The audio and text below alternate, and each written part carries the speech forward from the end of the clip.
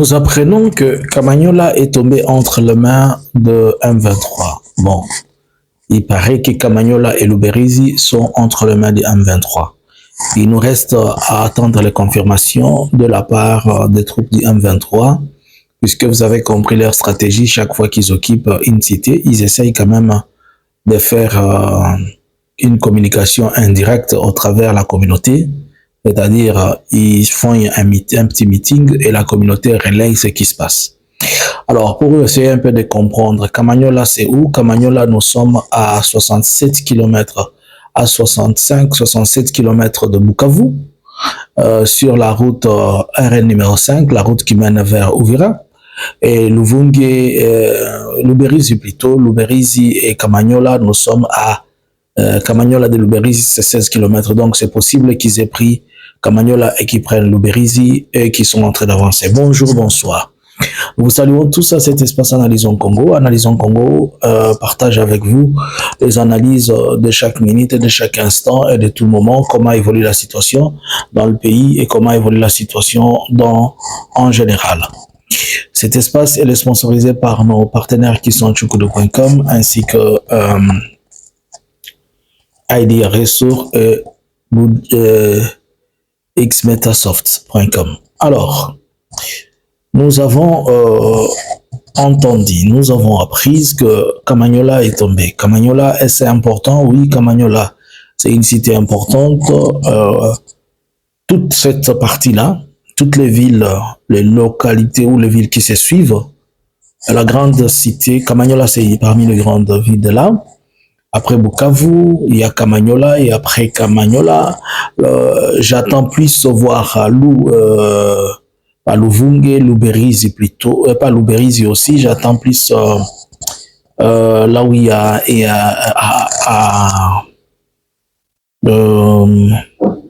là où il y a un centre de formation, il y a un camp militaire, des commandos au jadis qui étaient dans les coins, c'est vers, ça doit être vers Luberizi, quelque chose comme ça.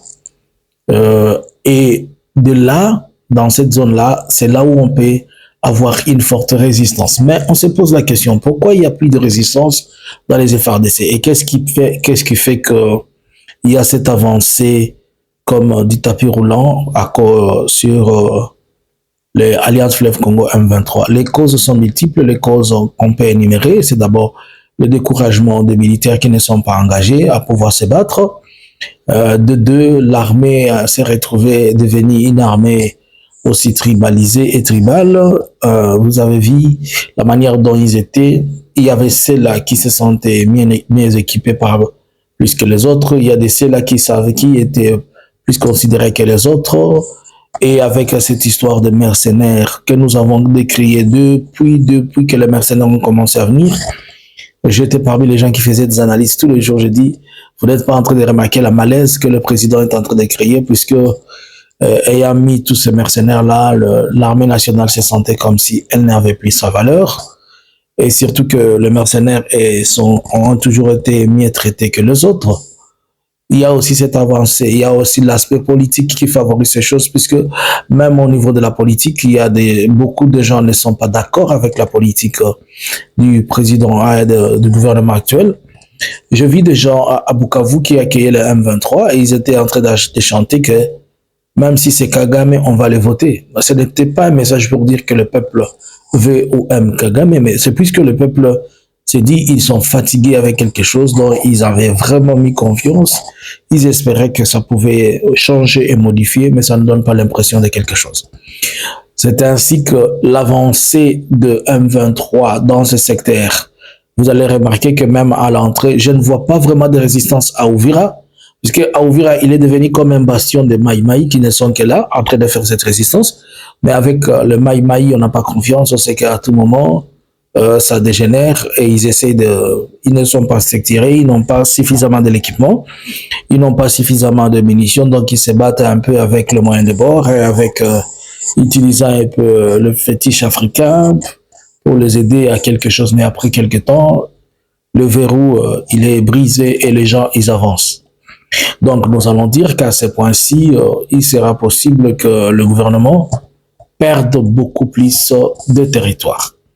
Je peux me permettre de faire une analyse aussi subjective.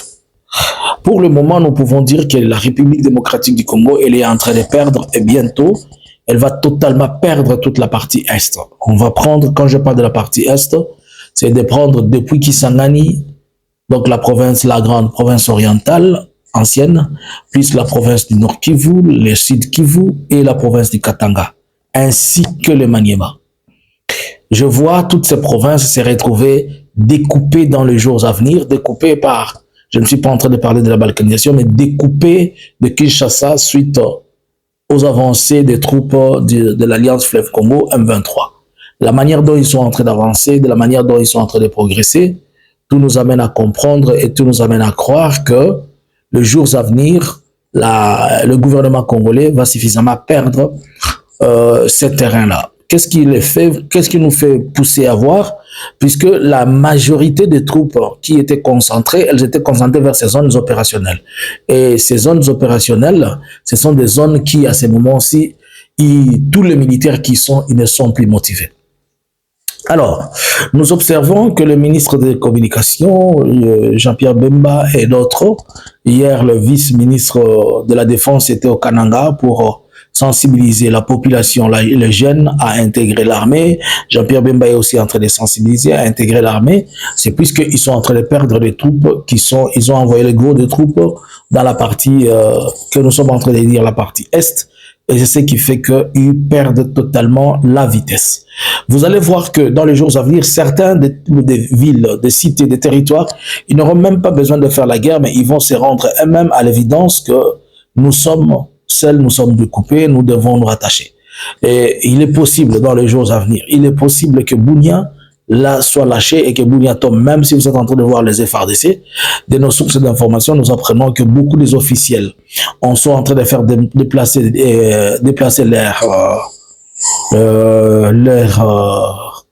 famille, comme aussi dans les Katanga, beaucoup sont en train de faire déplacer leur famille vers Lubumbashi, vers l'Afrique du Sud. Comme par exemple, nous avons appris que dans la province de Kolwezi, vers les Katanga, vers Kolwezi, la gouvernante ainsi que les autres personnes, chacun est en train de déplacer sa famille, puisque les choses ne sont pas du tout bon.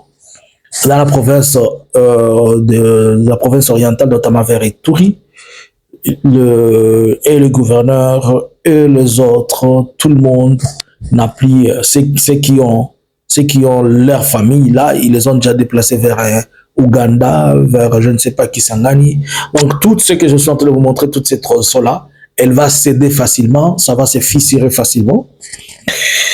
Et en se fissurant facilement, à ce point, est-ce que ça va leur donner encore le courage d'avancer? Certainement, il y aura deux options, soit on avance, soit on essaie de stopper. Et si la partie gouvernementale perd la partie Est, la partie gouvernementale, elle n'a plus de quoi résister à ces derniers, puisque ils auront perdu pas seulement la terre, ils auront perdu pas seulement la main-d'œuvre, mais ils perdront aussi le grand poumon de l'économie du pays, puisque ce qui finance beaucoup plus le pays, c'est presque, nous savons aujourd'hui, c'est le Katanga qui finance beaucoup le pays. Nous savons aussi que les deux provinces, le Nord, le Sud, Kivu, le Maniema, ainsi que la province orientale, ils financent aussi beaucoup le pays avec tout ce qu'il y a comme revenu, tout ce qu'il y a comme redevance, tout ce qu'il y a comme taxes, tout ce qu'il y a, pas seulement les taxes, le minerai et consort. Et si le Kinshasa est découpé de ça, Kinshasa n'aura même plus là où il n'y aura plus les détournements à cette grande échelle, il n'y aura plus l'argent, ils vont être mis à terre. À ce point-là, comment vont-ils vivre? C'est reste une question. Comment la guerre va continuer? Ça restera aussi une autre. Est-ce qu'il faut continuer la guerre comme ça? Ou bien il faut faire un coup d'État à Kinshasa pour permettre à ce que tout s'écoule? Ce sont tous des questions que les gens sont en train de se poser et que nous pouvons nous référer à l'avis de ce qui est en train de se passer pour essayer de comprendre. En passant, nous vous informons que le trafic a repris entre Goma et Bukavu sur le voie lacustre.